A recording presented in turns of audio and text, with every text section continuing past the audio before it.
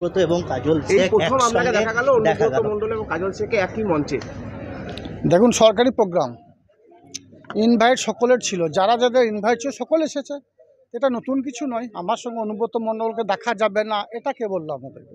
দেখা গেল পাশাপাশি এক হাত ধরে প্রদীপ প্রজ্বলন করলেন আপনারা। অবশ্যই উনি আমার অভিভাবক, উনি আমার রাজনৈতিক গুরু, এসআরডি চেয়ারম্যান, আমাদের মাননীয় মুখ্যমন্ত্রী মাননীয় মমতা বন্দ্যোপাধ্যায় করেছেন।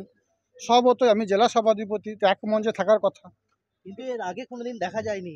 অনেক আগে অনুষ্ঠান এই ধরনের হয়েছে, মঞ্চ বানেনি, মঞ্চ বানলে দেখা যেত, এবার বানছে, দেখা যাচ্ছে। অনেক অনুষ্ঠানে অনুব্রত মণ্ডলকে আমন্ত্রণ করেও আপনি পাননি, এমনকি মিলন মেলাতেও দেখা না না, যায়। আমি যেখানে আমন্ত্রণ করছি সেখানে গিয়েছে। আবার নতুন করে মঞ্চ বাঁধা হচ্ছে, যেখানে যেখানে আমন্ত্রণ পড়বে অবশ্যই দেখতে পাবেন। সময় হোক, সময় অপেক্ষা করুন, দেখা যাবে একই মঞ্চ, অসুবিধা কিছু নেই। না যাওয়ার কোনো কারণ নেই। আমাদের মধ্যে কোনো বিভেদ নেই, কোনো দ্বন্দ্ব নেই। আমরা সবাই মমতা বন্দ্যোপাধ্যায়ের সৈনিক।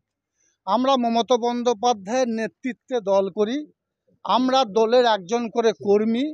বীরভূম জেলার উন্নয়নের স্বার্থে আমরা নিজেদেরকে নিয়োজিত করেছি, নিজেরা কাজ করছি, এর বেশি কিছু নয়।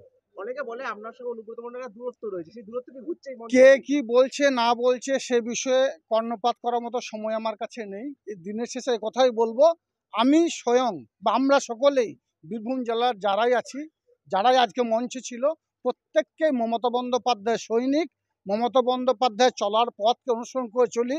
আমরা মঞ্চে যখন বক্তব্য রাখি 10 বার মমতা বন্দ্যোপাধ্যায়ের নাম নিই, তবে একবার হাততালি পড়ে। সর্বতই মমতা বন্দ্যোপাধ্যায় ছাড়া কারো কোনো অস্তিত্বই নেই।